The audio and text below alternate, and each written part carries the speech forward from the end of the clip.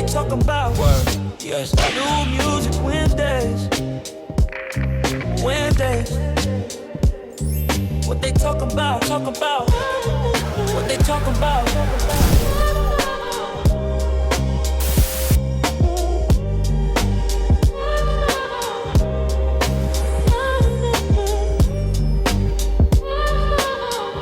Yo, what's up, world? You already know what it is. Your boy CL representing Digiwaxx, and we're here with the one and only Chrys Childs. Chrys with a Y, do not ask me why. And we're here for a special edition of New Music Wednesdays. This is MLK, the Dream Reimagined. As you know, Martin Luther King Day is upon us, and we're in unprecedented times with a lot of the things that we're facing. But it's also a wake-up call for the responsibilities that we have to take and get involved with. So we got a great panel here, and we're going to get into this, and we're going to start from left to right with who you are and where you're from and what you do briefly. 20 seconds. We talking to Wayne. They're picking on me already. It's all good. I love CL. We work every day, just about. My name is Wayne Winston. I'm from Connecticut. I'm a political strategist for the Democratic Party. I help Congressman Himes get elected, Senator Blumenthal, and various public officials. I love my community, and we black, and I got to bring that wherever I'm at. So that's my job, to make sure the thing work and make sure they're taking care of us. So that's what I'm here for today. But I'm also with the Fashion Network, so we got some stuff popping up here at the Penthouse. And my man CL, thank you so much for this, man, for this time to be able to talk about the culture. Like 23 seconds ago. Well, my name is Kai Cogsville. I'm happy to be here tonight. I'm the founder of Defend Harlem, and what we do is educate the community on issues around affordable housing, economic development, and ways that they can get involved in local issues. I'm also an event promoter. I do concerts and a bunch of events throughout the city, and I'm happy to be here tonight. Well, I'm CL. I'm going to keep it very brief. Digiwaxx, as you know, and New Music Wednesdays, but also started a new operation, which is called Mix the Vote, which we're focused on voters registration. Got to get out and vote, got to register people, and that's my job right now. I am Mysonne Lennon. I am a hip-hop artist and activist, self-proclaimed raptivist. I'm also one of the co-founders of an organization, a civil rights organization called Until Freedom. We have an initiative called Boycott Black Murder that I founded. I'm also the founder of Raising Kings, an organization that is directly for at-risk youth in our communities. I'm one of the transition members for Zohran Mamdani's campaign, and I'm just a community leader. Love it. Salute. Yes, like that.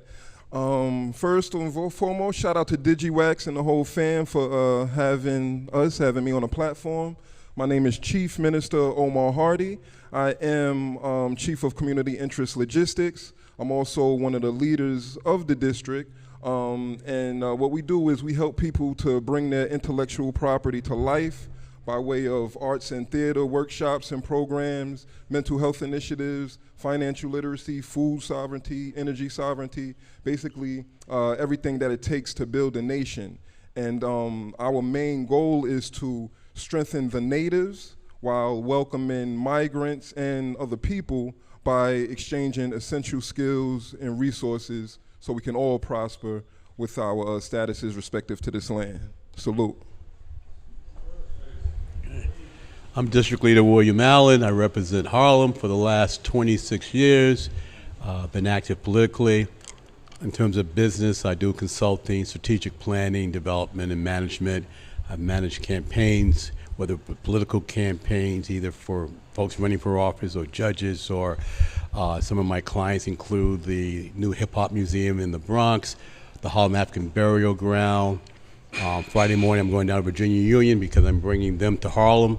They're going to be opening up a graduate center that's going to employ a whole lot of folk to bring them back into the culture and making sure that 125th Street truly is our street. So I'm excited to be here tonight. Hi, Jineea Butler, founder of the Hip Hop Union. I'm an urban analyst. I've been studying hip hop for about 30 years now. Worked with Reverend Jesse Jackson for the last 15 years and really brought together a lot of economic development and a lot of just hip hop stuff. And now here we are today. Here we are. I'm Chrys Childs, and we are here talking with everyone here. And again, like we said, we're honoring Dr. Martin Luther King, and specifically the dream amplified. So everybody here has a voice, and we're gonna get into some things. Y'all ready? Let's do it. Let's do it. CL, you wanna kick it off, or you want me to kick it off? Well, yeah, these are conversations we've had amongst ourselves, and one of the big questions I had just for the entire panel is 2026. Have we lived up to the dream thus far? Have we done our job in hip hop, in politics, across the board to live up to the dream? And are we better off now than we were before? It's an open question to anybody. Well, let me just start. We haven't necessarily lived up to the dream. I think that we have done a decent job, and especially our generation, coming in, we've been very vocal. We've been moving the needle forward. Our community, the hip hop community itself is, if we look over the last 25 years in hip hop, how we have moved economically and how we have taken $684 billion and made something out of nothing, I think that's a good thing. But I think now we have to focus on what is next and how that really looks and really be intentional about it. I would say no. You just a flat out answer. We have not lived up to the dream. I think that as we look at Martin's dream and we look at where we are now, that we've become individualized. Martin's dream was about a unified nation, a unified us, about us moving together. And I think that the enemy has succeeded in individualizing us and making us believe that capitalism individually would save us, which it never has. Individual black wealthy people have never saved the black nation. And until we realize that our power is in our unity, and it's not, we can't have capitalism without unity, but we can have unity without capitalism and still win, right? So unity has to be first. And until we're unified in our approach, until we have like they say one sound, one band, right? And when we look at a lot of other cultures and ethnicities, they have one sound and one band. Right, and when you are speaking against something that is jeopardizing and negative to them as a people, they will rise up all the time. And unfortunately, we have a culture now that you can be silenced when you have money. Right, the biggest people, the people who have the most money, happen to be most silent because they have this proximity to wealth and proximity to whiteness. Right, we have people like Stephen A. Smith who they're utilizing as a voice now to parrot white supremacist talking points, and they continue to reward him for it. Right, so anybody he sees moving power and unifying black people in a different direction, he will target. And this has always been the strategy of white supremacy. So when we have people like that, and we have people in those positions who are either silent or utilizing their voice to negatively impact us and have money, right, then we are a lot less off. Before, we were better off when we had less because we were more unified. The thing that we have to understand, as a culture, we're saying politics don't matter. That's the biggest, ridiculous, most thing that there is. That's where the money is. Those tens of billions of dollars for this, the tens of billions for that, the things that we're being deprived of our communities, that's political. When they shut that money off in Washington, that's political. When it's not coming down to you, it doesn't come to you in a grant, it doesn't come to you and to feed our children, and it's our tax money, that's political. They made a decision to go, we're going to make sure that this money is not coming to these communities. We don't care if those kids are hungry. They shut off Pell Grants because that sends us to schools. We're not a monolithic people. We have different beliefs. What Dr. King was able to do at that point, and a lot of it because obviously the pressure was right there, was that we had one particular goal, and that was to defeat that racism and give us equal access. Now, that doesn't mean racism went away, but that meant get those opportunities. Hence, we wind up with the Civil Rights Act. When this president gets in this second time, what's the first thing that he does? He dismantles the Civil Rights Act. So as much as we may talk about 3/5 of a man, which was a step that was not cool, but that's helped would get us where we are now, into the Civil Rights Act that said, we're going to make sure, because we know we screwed you over. The Civil Rights Act means that. That's why they put in Pell Grants. That's why they made sure that banks, you could go to your bank and there was a certain amount of money they have to spend in the communities. This is gone now. That's our money. I hear my community saying, I'm not looking for no handout. I don't need any DEI. I'm like, dude, that's not just political, it's financial. Because that money was being reimbursed to your community, and it was the law they had to spend the money. Now that law is gone, whether they liked it or not. Jamie Dimon, we're out here picketing Target. Jamie Dimon is the president of Chase Bank. He said, I never believed in DEI. We didn't picket Chase Bank. We did go after Target. Now this is Chase Bank.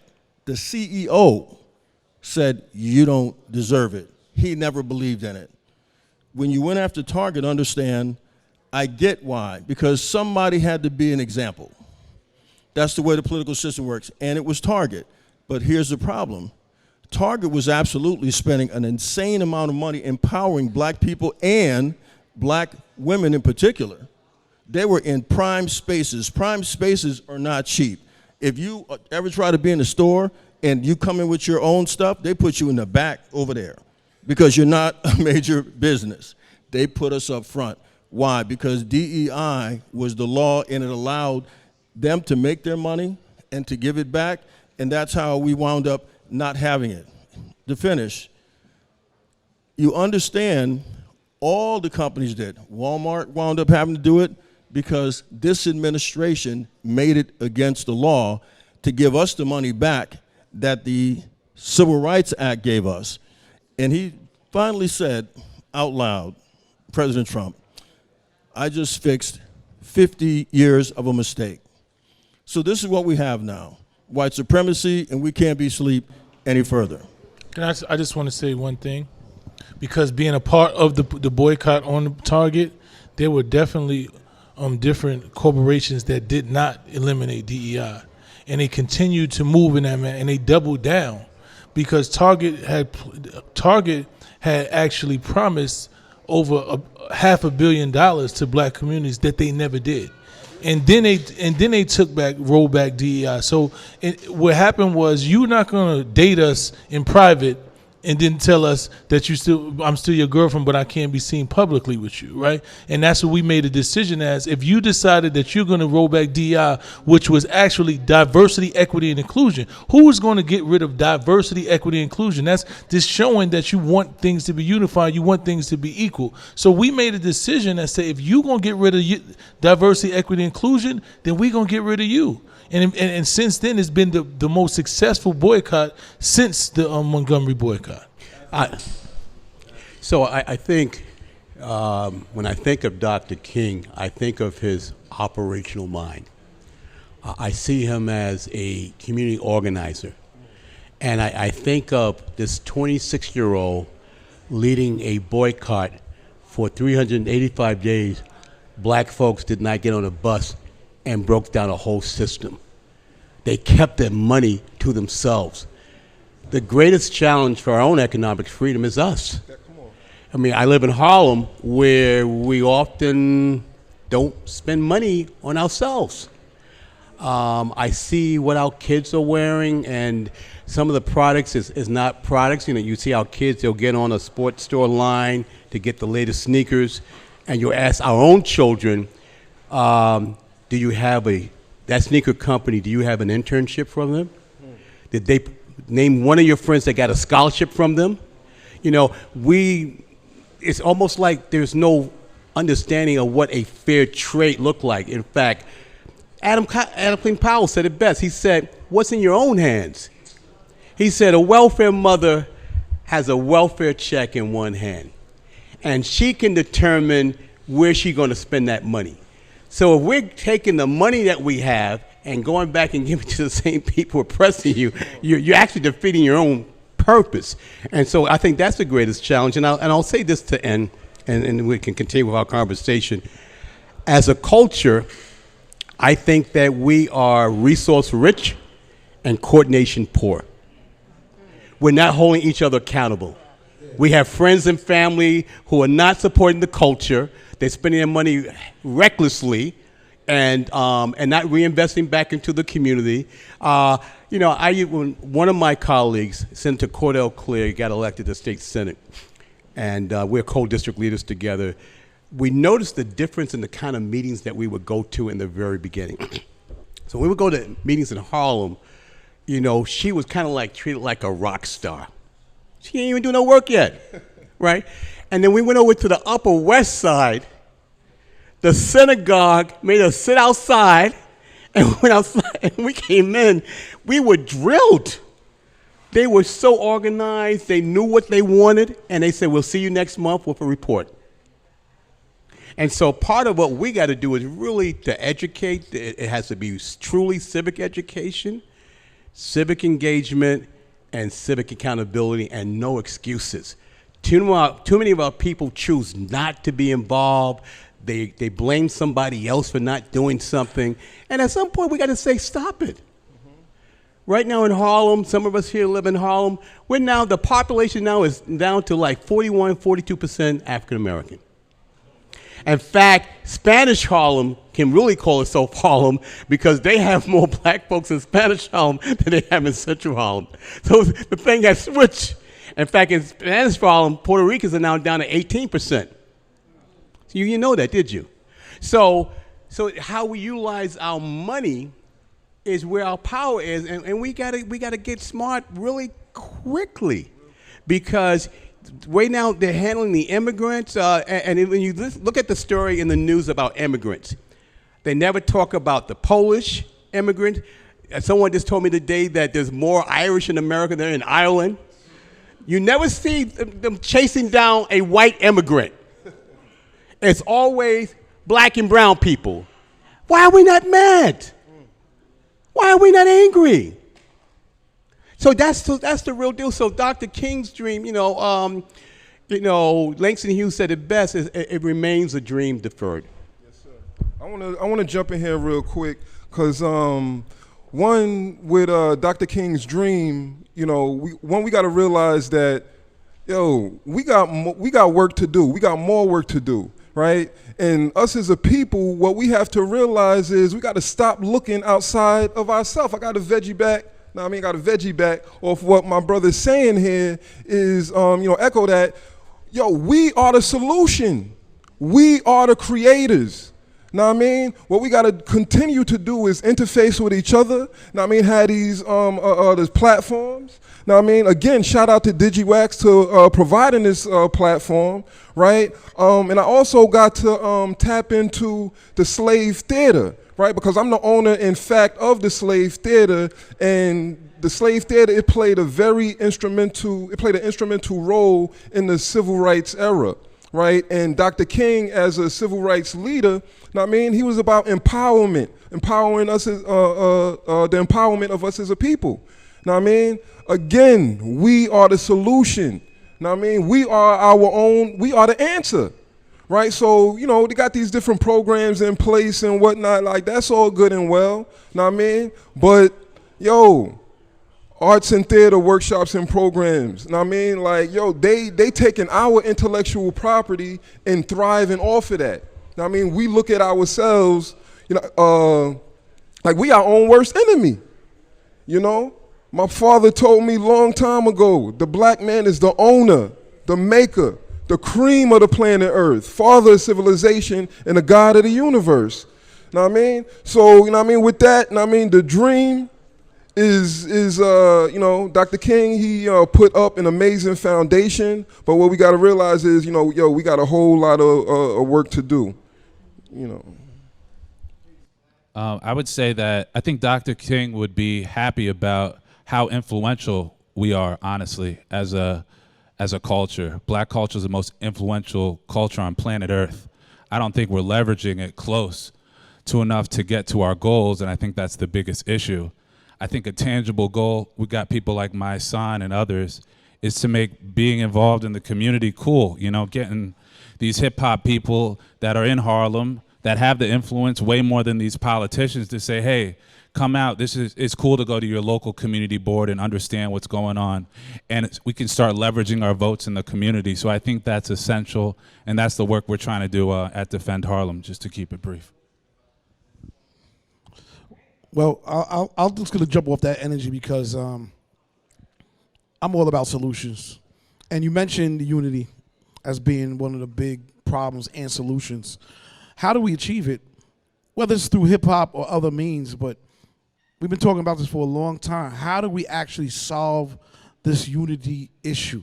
How do we get these people out? How do we get people to actually connect and stand up? I'm looking for an answer for that. From awareness to action, right? How do we get there? You said for unity? Unity has always been our problem. We even break each other up. You know, we talk about the immigrants and FBA, and we find reasons for us more not to unite, helping their cause. I'm asking, how do we actually unite? Well, I'll go ahead and start with that because I think that we have to change our mentality. The first part is that we have to understand that, you know, we have to love. So we have to love each other. We have to be willing to understand that we are a people of genius.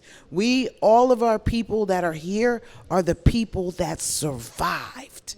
Okay, through all of this, through everything that we've been through, however you got here, we are part of the people who survived. And we have to understand that that's the blood that is running through us. And we need to look at each other, not that I'm better than you, that we have those genes, that we are all going to excel. We all have the talent. We all have everything. So we have to get out that hate mindset. We have to change our mindset. And once we start changing our mentality and looking, I have a Hasidic friend that I was talking to earlier today, and we were talking about, I talk to him all the time about what they're doing in their community. And you know what he says to me? Your community used to be like this. Your community used to do these things. And we kind of learned from you. And now, now we've got to go back to that. And that's got to be okay with us. And so we've got to stop looking. We allow the media to look at the downtrodden in our community. We allow the media to say, oh, look at this community, you know, the drugs and the violence and things of that nature. But we've got a whole nother sector of folks. We have a whole nother group of people, of entrepreneurs that are ready, that can hold it down for the rest of us. And we need to stop worrying about them. We will take care of them. We need the injection of cash into these people that are invested into the culture, and we will be able to take care of our own. The longer that we sit back and everybody's scrambling and everybody's trying to make it and everybody doesn't have their way up, the longer we have to do that, the less that we can take care of our people as a whole. So we've got to change our mentality. We've got to look at the focus-driven points that, you know, other communities do. They have their own ambulance. You know what he told me? He said, you know, our EMTs get to our people in less than a minute. Okay, so that's care and love for their community. And so we've got to somehow learn to care and love, but the people that are out and the people that are doing the work, we can carry the load. And I think that we start there. Amen. And that's really strong. I think what we have to do is change the strategy. Right? I think what for so long we have been comfortable with symbolic winning, right? We've been comfortable with our leaders dying at 30 and poor. We've been comfortable with saying, oh, he fought a good fight. We've been comfortable running into the front door while they ambush us, right? And we have celebrated that at some level of bravery and chivalry when they've been sneaking through the back door. Right, when Trump said, oh, I'm going to do this for black people, yeah. And he lied to everybody, and they knew he was lying. They voted him in. But we hold our people to a litmus test, right? You need to say everything right. You need to get on TV and say you're going to give black people reparations. You need to say that. If not, we're not voting for you. They don't have that litmus test. You can go up there and lie and say you're not going to do nothing for white people. just get into this. You can Trojan horse your way into power and control everything. But we don't do that to black people. What we do is we say, if you don't say the right thing, everything we want you to say right now in front of the world, if you don't give the strategy away and say that you with us and you just gonna bring us in, then we ain't with you. And that's the dumbest shit I've ever seen in my life. They can see you coming every time, and we keep doing that. We do it to all of our leaders, everybody that get. We say, Kamala, you need to say this, and you do need to do that, and you need to do that, or we're going to go for Trump. And Trump is in there systematically destroying everything black people has already built up. And he strategically said, what is Project 2025? I never heard of it. And he got the man that invented it right with him at the table right now. And now he getting on TV every day saying white people control everything. And we're going to bring this nation back to white supremacy. But he snuck his way in. But we don't do that with us. We want our leaders to say most pro-black shit. We need you to say everything pro-black, and then we're going to go with you. No, have a strategy. Have a strategy. Say, listen, I'm with everybody. Yeah, yep. Get us in position. Get us through the doors so now we can control things. Now, they have 20 and 30 billionaires. It's not all white people that's rich. It's 20 and 30 of them that put the rest of them in power. So that's what we have to. We got to strategically figure out, how do we put 20 and 30 people in position to be able to bring the rest of us through the door. And until we do that, we're going to keep having the same conversation. Right. And look, a part of that strategy, the accountability got to be implemented in there, right? Because we got to hold our people accountable. You see what I'm saying? Because, when they get into position, if they're not doing what they said they was going to do, I mean, we got to get them up out of there. Know what I mean? We got to get them there first. Let's get them right there. Let's say, that. you listen, all that shit you talking about is cool, but we're going to get you there first. And if they fail, then we going to get them out of there, and we're going to find somebody else to get there. But we not going to keep blocking our own people from getting places so that they can continue to have the power. We can't keep doing that. Right. So, I mean, in addition to that, I mean, systems, right? We got to strengthen our systems, right? Because systematically, we've been taught to hate each other, right? So like that's embedded, right? But it's rare breeds like us that can change that trajectory.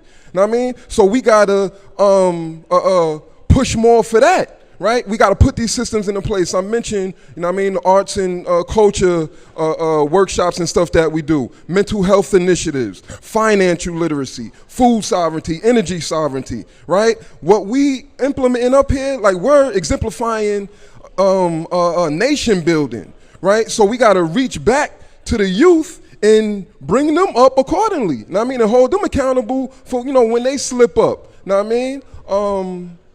Like that. Like that. I gotta say too, our generational wealth is being stolen crazy. Know what I mean? We got a lot of people in place that look like us that's going along to get along. Know what I mean? And that's where that accountability comes in, right? But yeah. We need more spooks that sat by the door. Let me just say this, okay?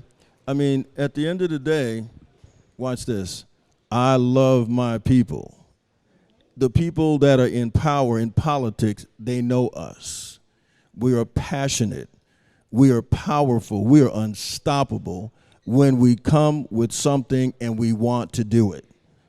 The problem is we're not paying attention enough to them because they are working 365. That 900-page document, Project 2025, had 900 pages. You got to figure he's probably up to 600 right now. He got at least another 300 left.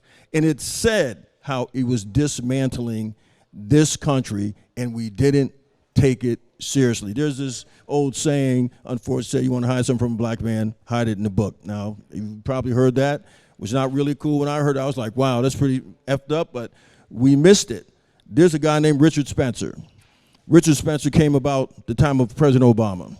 He founded an organization because he said, there's not enough people reflecting how we feel. He was talking about young white men. So he creates an organization, a piece of the Republican Party called the far right. The far right are the neo-Nazis. That's the Klan. That's all of these people wrapped together, and they did something called the Unite the Right just before President Trump came in down in Virginia, and they were carrying the tiki torches. The Jews shall not replace us. The Jews shall not replace us. Somehow they thought they wasn't talking about us because, you know, we right next door in their racist handbook. White supremacy is all of us. Everybody brown, everybody Jews. They put them in the oven. They'd put us in the oven if they could.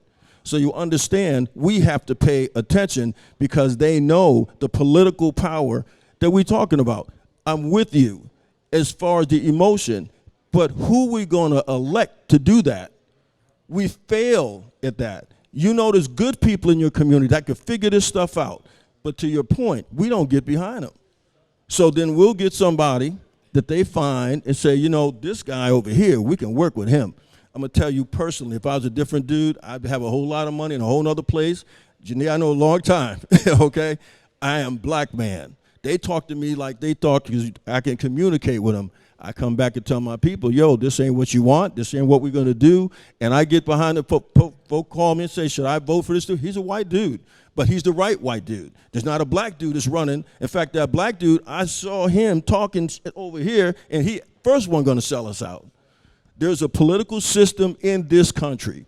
If it was named goat cheese, that's the one that's going to be. There's not going to be a third political system. The Republicans and the Democrats would never have it because there's too much money. It's a system, and we can take that system right here with Mondani came in. They're going crazy about Mondani. This dude, oh, man, wait a minute. What do you mean? You're going to empower white people, poor people? What?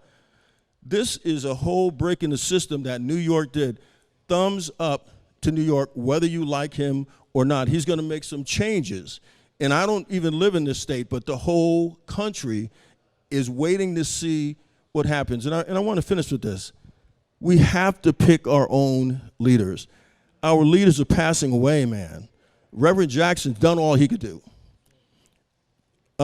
Dr. King is gone. We got Al Sharpton left. Who is the national political leader that we have? They got plenty of them.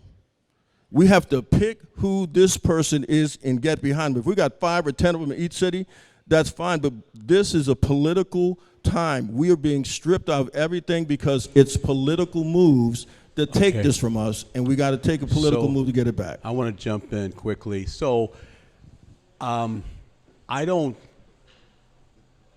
pander to just the notion that it's just a leader. I'm concerned that we're not an organized community where you go from block to block. That when I was a kid, we had block associations. On every block in Harlem, we had tenant groups. We had on-the-ground grassroots stuff. That's really the piece that's missing. So if you go to a Hasidic community, I mean, yeah, they might have the rabbi, but they're organized as a community. So I don't want to set us up just behind a new Dr. King. I want us all to be responsible. And your own family. We got folks that's not taking care of their families and thinking that government has the responsibility. We got folks that's not taking care of their block because they think the police will come and provide public safety. We got folks that's not taking care of their schools. You know, they just dumping their kids off at the school and say, okay, you take care of them. We have lost control of our own movement and our own development. And I think if we begin to talk about individual responsibility and accountability and share that with our children, that you got to be responsible for each other, that we got to celebrate excellence. You know, I mean, because things have changed. I mean, now there's a celebration of people say, I'm from the street. What does that mean? Back when I was a kid, if I were to say something like that, grew up in Harlem, I would get slapped in the face. You know, back in the old days, you know, you didn't really carry your poverty. You always carried your best. And there was a way how you carried yourself. And so I remember as a kid, I used to get excited with my mailbox. Once a month, the Ebony magazine would come in. Every week, the Jet will come in. At that time in New York City, there were 14 to 20 black newspapers. There was black radio stations, AM and FM. There was information being disseminated. Where is it today? Wow. Our kids are now getting sound bites from Twitter, and they're not getting any information that's also holding them accountable. You know, it's one of the few young leaders here. We got this. But I'm really concerned. I think that. Ahead, I hear what I don't want to cut you off. No, don't go. No, you please speak. I'm enjoying listening to you. We have to acknowledge the structures that we're dealing with, right? We can't look at the jungle and say why they celebrate the lion, right? Somebody asked me, why do they celebrate the gangsters in the community? Because the gangsters seem to be the only person who have survived and thrived inside our community. I tell people all the time, the first vision of success I ever seen was a drug dealer. He had the car I wanted, he had the girl I wanted, he had the money. No, I didn't live next door to a doctor. I didn't live next door to no lawyers. There was no vision of success outside of that. So when you say, why do we celebrate this in our culture? Because that's the only vision that they let us see of success. They disenfranchised us so much that was the only thing they gave us was drugs and things within our community. We didn't have a lawyer. My father wasn't a lawyer. Like, I watched my father go to work and my mother go to work every day, and I said, I don't want to be poor like that.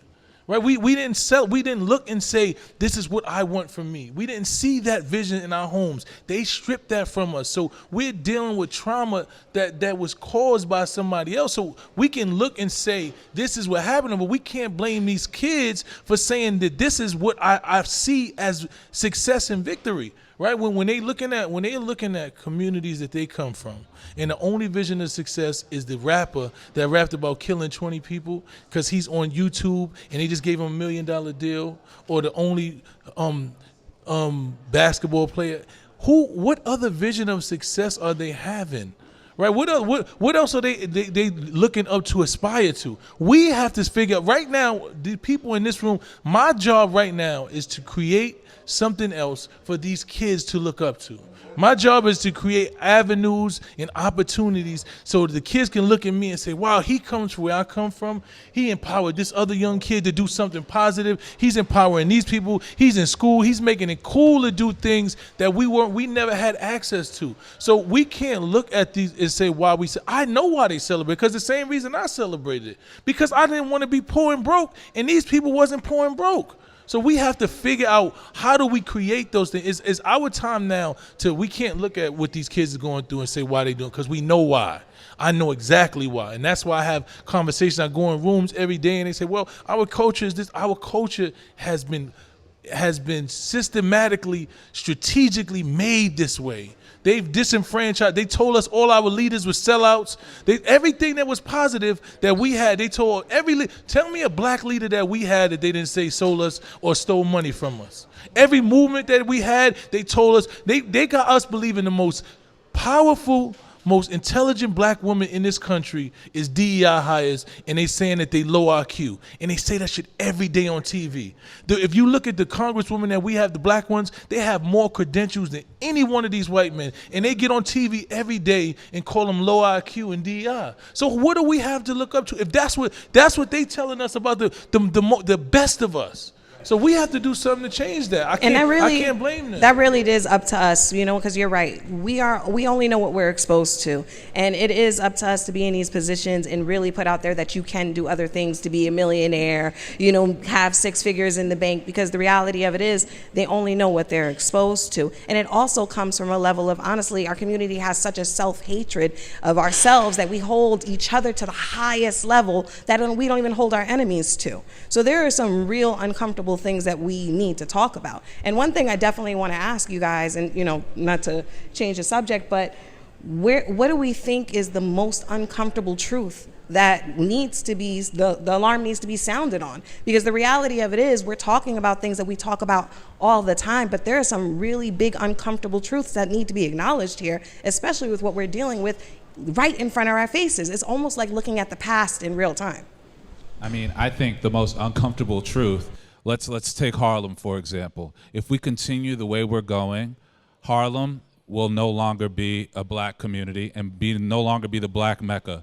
Let me break that down for you why. Because eventually there will be more white people in Harlem, so we'll lose the black vote. And then there'll be a white person in council office, a white assemblyman, a white senator, and then that's the start of the end. Then all these other black communities throughout the country will then say, damn, what if Harlem's not doing it? What are we gonna do? You know, and it really starts here. And I like what you said about the symbolism that we get happy with. Governor Kathy Hochul came to Harlem to name some train station after Malcolm X. Listen, that's incredible. But if she came to another community, they would have said, "Where's my money for housing? Where's our economic development? Where's our jobs? If you don't do that, we're not voting for you." No, we just stood there and clapped and we didn't get shit out of it. So we need to be way more accountable with how we use our vote, honestly. And the information's out there with all the social media, all these platforms. We need to be doing a lot more of this that we're doing right now. Seriously, we definitely have to be doing a lot more of this. I mean, like, what has been expressed, right, is about like a great marketing scheme that, you know, the enemy is doing, that we keep feeding into, right? So again, it takes us back to that accountability, right? Us like minds being accountable, you know what I mean? Not falling susceptible to the bull crap, right? Realizing that we are the solution. Now I'm talking about, again, we are the solution, you know what I mean? And getting comfortable with the uncomfortability, right? With that truth. Yeah. You see what I'm saying? Well, I want to say this. The uncomfortable truth for me is that we're running out of time to take action. We're running out of time to take action. We are, for the lack of a better word, we are somewhat free to move around. We like to hoard information. We don't want to share. We want to leg up for some reason, which is the weirdest thing to me, because we're really not moving. One of the examples I look at is that I go to a lot of crypto conferences and been a crypto enthusiast for a long time. And we're not in the flipping room. We're not there. And right now, it's been one of the times for us to take advantage, to get money in our pocket, to take advantage of the compound interest and all this stuff. We don't have our own crypto, meetups. We're not talking about, you could take $1 and turn it into 1,000. Right? We're talking about helping ourselves. We have the tools, and that's just one example. But we're not taking action together.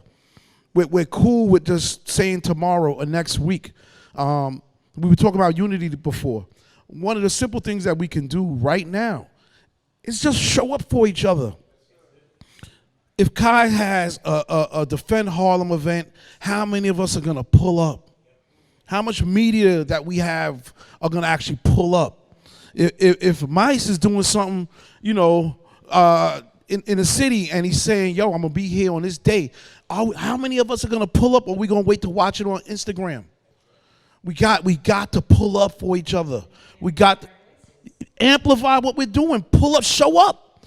It's one of the most important things, man. I'm proud of what we do here every week because it was created to do what we're doing now, and it's so much on us just to be there, to pull up, and to take action, man. Stop sleeping on what you know, and that's all I'm gonna say.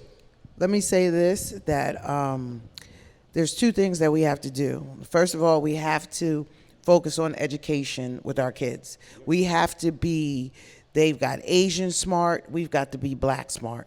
And we've got to tell, this is a mandate. This is not up for debate. This is non-negotiable all the way across the board. And we have to stop allowing, our kids are the smartest in the world. And we see that with how they respond to everything that's going on, how everybody is moving. And now we've got to let them know that, listen, this is what we're doing, okay? So my great aunt, she passed away at, I believe she was 91 or 92.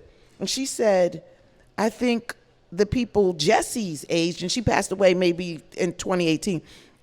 She said, I think the people, she was talking about Jesse Jackson. She said, I think the people's Jesse's age are the last people that got what we did and got something out of what we did. They wore suits every day. They were intentional. They knew what they were doing. And we have to go into that now too. And so we've got to make sure that our kids are educated, that our kids are not on the streets. The streets, yeah, okay, they pushed us through whatever we went through, and then we've got to break down and get back to the family again. We've got to be at the dinner table. We've got to talk with our kids. We've got to get to the dinner table and make sure that marriage, all those things, because America's built on a 2-income household.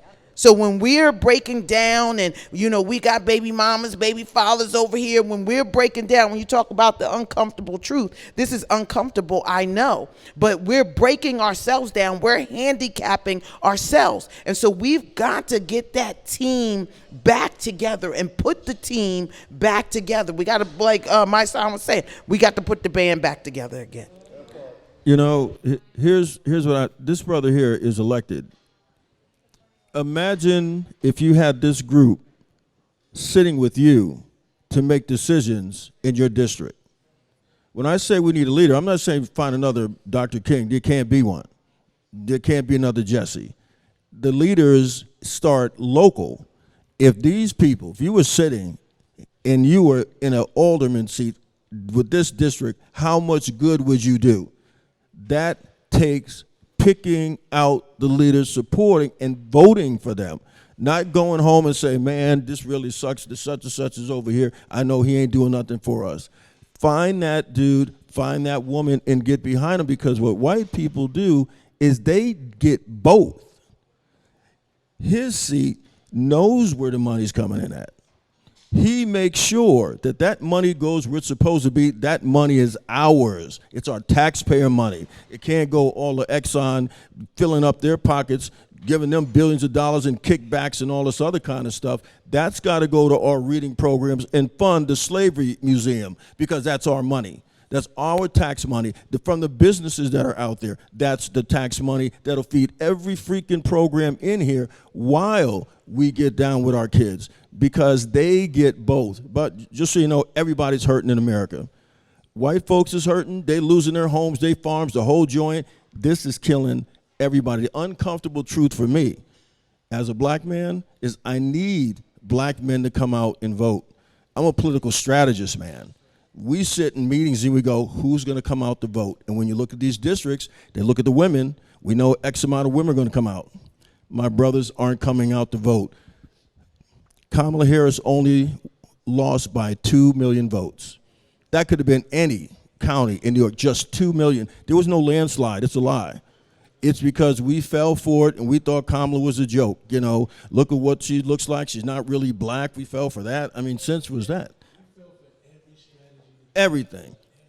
And he knew that we would fall for it, and that's how he got in, and he lies and says it's a landslide. And he says, I don't know anything about 2025, and we should have knew better.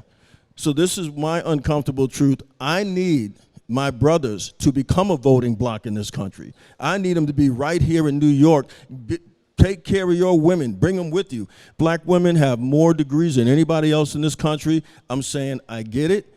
But we got to be with them. The day that we do that, because they were laughing when black men voted for them. I'm telling you, they said, man, Wayne, what happened? I'm going like, yo, what can I tell you, man?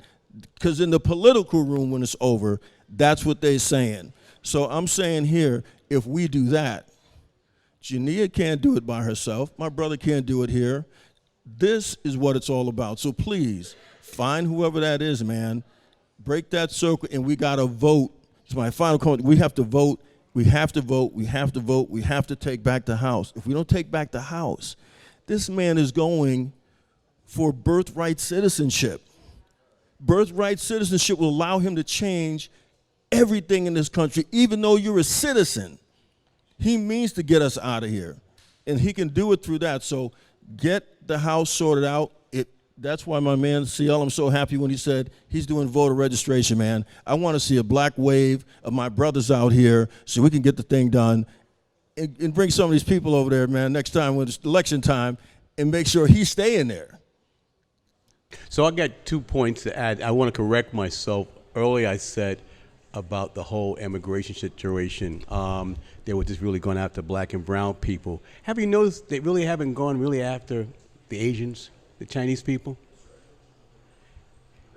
Did you know that the dollar in their community, do anybody know how often the dollar changed in their community? 25 times. They're financing Africa now. So one of my solutions is, and I'm an academic, right? And by the way, I'm getting my PhD this coming May, right? Congratulations. Is we need information. Republicans and wealthy people, they have the lobbyists, they have think tanks. Our black elected officials do not have think tanks sitting with them, drafting legislation, assisting them. I mean, I've been in all those offices. They have nobody helping them.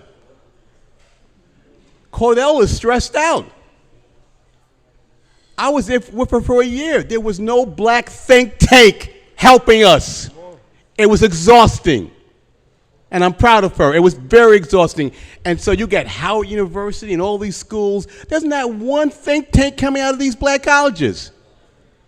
All that information. And so maybe part of the solution is all this intellect that we get. It needs to also be organized so we can protect ourselves and protect our institutions and hold them accountable. Absolutely. Hold them accountable. Guys, we're getting so deep here and having the conversations that we really, really need to have. We definitely need to have a part 2. So everybody who's watching, make sure you get in touch with all of these leaders on this couch right here, because again, we're really talking about voices that really need to be amplified right now, today, yesterday. And one thing I want to leave us with, and we really need to remember, is that the Black American experience is the most unique experience. We are here, and they're trying to change the rules right in front of our face, but the reality of it is we have a responsibility to step up, because no one in this country has the experience that we have. We have nowhere else to go. We don't have any other home but America, and the changes need to be made. So everything that you heard here, follow, get involved, get in your community. Don't feel like your vote doesn't matter, your voice doesn't matter. If you have a platform, you have a thought, you have something to say, make sure it's heard. All right? So again, guys, follow everybody here. This is New Music Wednesdays, The Dream Amplified, and we want to thank you all for tuning in and listening to the conversation. Thank you.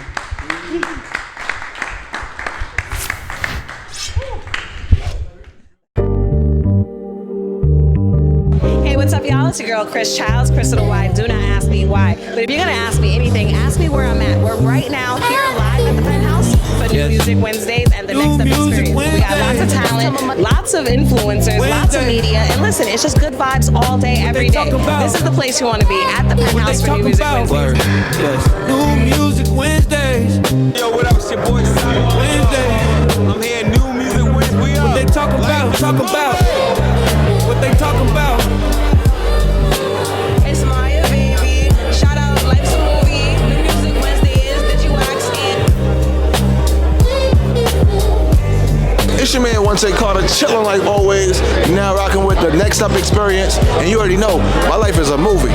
Chilling. All right, y'all. This is New Music Wednesdays, and we're officially in the New Media Wednesdays pit. It's going down. This is where the influence happens, the culture, and this is where you're going to hear it here first. This is Lenny Green from The Quiet Storm. Life's a movie. New Music Wednesdays. You don't want to miss it, because it becomes a movie. What they talk about. What they talk about. Word. Yes. New Music Wednesdays. Wednesdays. What they talk about.